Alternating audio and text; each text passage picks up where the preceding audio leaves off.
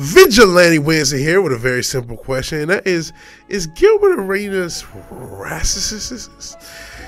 Spoiler alert, I don't know. I can't read his mind. This question comes from me watching the Uncut Hoops video, in which a lot of people were upset at Gilbert Arenas' inaccurate, and I'll get into that in a second, criticism of Luka Doncic based on his defense. The video is really about how Luka Doncic has shut up his critics by improving on defense, but actually Luka Doncic, at least according to Basketball Reference, has always had a better than average defensive rating. Remember, you want to have lower defensive rating. It's your points that you would give up per 100 possessions, and his defensive rating has always been below league average since he's been in the league. Quick editor's note about Luka in the playoffs. It was worse than average his first two appearances, but that also has improved since then. It improved his last appearance, which was incidentally the last time that they went to the Western Conference Finals as well. But that doesn't answer the question. Is Gilbert Arenas racist, as he's been very critical of a lot of European players, including black Europeans? So maybe the better question is Gilbert Arenas xenophobic? Again, I don't know. I can't read his mind. That video is not necessarily answering that question, unfortunately, even though it's in the title and our thumbnail. What this video actually endeavors is that even the point of what somebody like Gilbert Arenas does? We're going to actually use a lot of our clips and our argument amalgamated from a Young Mustard video. We're going to show Gilbert Arenas in a series of bad faith arguments against a black player in the NBA. In fact, the player that he's arguing against is actually his greatest player of all time. You can't be the #1 option when we're trying to win. We have to give it to Kobe. He can shoot the free throws. He can hit the shots. He can go to one-on-one. That's what made the D-Wade Kobe look great with LeBron and made Kyrie look great. Those last 5 minutes, we're going to win or lose on what Kyrie and D-Wade do. And it's wild that Gilbert Arenas says this, because I could have swore Gilbert Arenas said LeBron was the GOAT before. How can you say the man is the GOAT, but he's not a great one-on-one player? He doesn't have that bag at the end of games. Why would you call him the GOAT then? When he came out of the, this is the next Jordan, right? MJ, he's here, MJ. Also, they threw an extra one. They mounted that shit on the next Magic. Y'all hibernated this, right? Y'all gave, this is like a Ligra. You made the Ligra. You made this man be a Ligra up here, right? Magic, MJ, the best point guard ever. Thank you. The best player ever. Until LeBron, yeah. Right? And then he gets here, and then you want to pretend, you're going to pretend that he's not better than just the one player you said. He caught both players, then he caught an extra who's leading everybody in scoring. He surpassed him, and then you want to get to, well, he played on different teams. He got the load, man. He played then you want to throw all this extra shit in. No, f all that. All that. What does he have to do to say he's the best? So, the part that makes this even more ridiculous, and I'm cutting in on Young Mustard, is Gilbert Arenas thinks LeBron James is the best player ever, though he also thinks he doesn't have a one-on-one bag. And that's more ridiculous because here's another part of the video in which Gilbert Arenas says that Jamal Crawford is a better player than Manu Ginobili just because he could beat him one-on-one. And I know before you say, oh, it's more European slander, again, it's an inconsistent argument intellectually. So, by Gilbert Arenas' own logic, LeBron James cannot be the greatest player of all time. But I'll let that play out and I'll come back. But let's check out what he said about Manu. It's hard to convince me that Ginobili was he was individually better than Jamal Crawford. Holy shit. Holy shit. Brother. Oh, man. So we'll look at the resume and say, we got 5 rings. All right, let them play one-on-one. Who you taking? I'm gonna take Jamal. Okay, so he's the better player.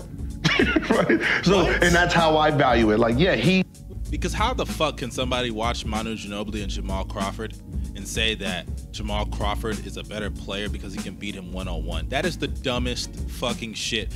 You know, Michael Beasley, for those who don't know, used to beat LeBron James one-on-one all the time in practice. I guess Michael Beasley's a better player than LeBron James. And when he was doing this was peak LeBron. Miami LeBron James. The point is, Gilbert Arenas has inconsistent logic in within himself. And yeah, maybe it's just more European slander. Again, can't read his mind. But I would propose to you that it's more likely he's just giving out hot takes in general.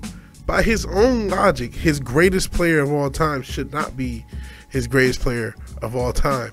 It doesn't make sense unless you realize that's not what he's doing. His point is not to have consistent logic. This is the internet. This is the clickbait age. This is the click over everything age. Eazy-E was right. All of a sudden, Dr. Dre is the G thing, but on his own album covers, he was a she thing. So not that Eazy-E. Eric Bischoff. Controversy does create cash. Gilbert Arenas may or may not be racist or xenophobic, but it's more likely he's a hot take merchant. What does Hanlon's razor say? Don't attribute to malice what could equally be attributed to stupidity or in an internet age monetizable clout. I don't think Gilbert Arenas is racist just because he says all these hot takes. I think he's just saying hot takes because that's what grows the internet following. And it's true. I mean, there's a reason that only models go on that weird whatever podcast. They don't go on it because they want to be berated by these weird conservatives. They go on it because usually when an OF model goes onto that podcast, their views grow exponentially and they get a lot of subscriptions themselves. It's a monetizable reason why they go through it. Hey, don't get me wrong though. I understand it. I've gotten triggered by weird racial things before. Let's take former Gilbert writer, or maybe he's a current Gilbert writer. I'm not sure if the show or the cartoon or the comic still exists on some level. Maybe it does, but that's not relevant. Scott Adams, he a year or so ago, maybe 2 years now, had a very controversial take in which he said that half of black people don't like white people, and he got it from this Rasmussen poll, which is a fairly, I don't want to say obscure, but I had never really heard of it before this video. And it's a conservative leading poll, and the poll didn't actually even say half of black people didn't like white people. It had a percentage of black people who said to the statement, "It's okay to be white." About 21% said that they weren't sure. 26% disagreed. 53% did agree, but ignore them for now. The point is 47% either was unsure or didn't agree. By his logic, 50% of black people don't like white people, and you should stay the hell away. Now, he lost his comic strip and all this stuff, but he also gained a sizable online following. Is Scott Adams racist? I don't know. I can't read his mind. But what's more likely is that he made a statement that was controversial for the purpose of getting him clicks. That's something that happens. Please also know Scott Adams is a self-admitted world-renowned expert on persuasion. That in and of itself doesn't necessarily mean he's a bad faith actor, but it does at least mean that he knows how to get people to see his point of view. And I think he's at least intelligent enough to have made a calculated risk on whether or not it was okay to trade his comic strip for an internet career. And as we can again see, he has a pretty wide following. And by the way, that statement always struck me as like, it has to be possible.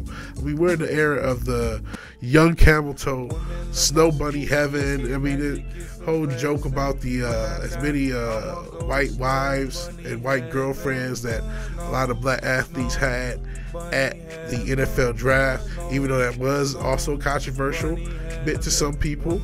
And even if the NFL draft was controversial to some, it should be noted there's a lot of white men and black women couples, and it just never reflected the reality that you actually see what Scott Adams said. It may have reflected some very obscure poll, but again, it's not a big deal for a persuasion expert to take a poll in order to create a controversial statement that seems true to some in order to potentially launch an internet career. And by the way, I'm not somebody who cares who you date. Please date whoever you love. There's too many videos I make about people not dating each other at all. So please, if you can find love in this crazy world, it doesn't matter what color they are, as long as they treat you right and you treat them right, that's all that can possibly matter. Speaking of separationists, we have Dr. Umar, who bought up the song Snow Bunny Heaven. And by the way, since that song was bought up by Umar, it's gotten way more popular. I only had triple-digit views when I played the song a month ago, and now that same leak has over 100, couple thousand views. So it's almost as if you say something controversial, it creates clout, it creates traction, and that's more important than whether or not you believe the controversial thing that you say. So I don't know if any of these people believe the thing that they say. I can only say that they probably said it for clout. So what do you think? I know this is a random video. Hopefully it's edited properly. Do you think Gilbert Arenas is racist? Do you think he is just somebody saying hot takes for clout? What do you think about this current culture that, you know, it almost is like we're being triggered by wrestling heels? We got a mom in the front row who taught her daughter how to suck dick. They'll say things that we don't agree with, and then we get all triggered, and then we give them money by giving them attention. So that's really the point of this video. That's what I think is happening. But what say you? Do you think Gilbert Arenas is racist or xenophobic? Do you have more Professor Xavier powers than I do? You let me know. If you like the video, please like the video. If you're so obliged to share, subscribe, please do that. And even if you do none of these things, thank you for watching. Thank you for your time. Good night and God bless. I'll talk to you guys later. Peace. I think we all know where we can get unbiased NBA coverage on the internet from. Siakam! You're not guarding above the three-point line! I'm at the wing with my feet set so I can stunt but then recover with my feet set! Look at Siakam's feet going towards the ball on the kick-out! You're not recovering! Where is this in the game plan? I hate JJ Redick! Nesmith does a great job cutting through, keeping his back to the baseline and help. You have help in the middle of the floor, Nemhard. Get up! Up on Tatum! I've got help in the middle of the floor! Why are you playing off JJ Redick? This is not how you guard a down screen! Doris Burke!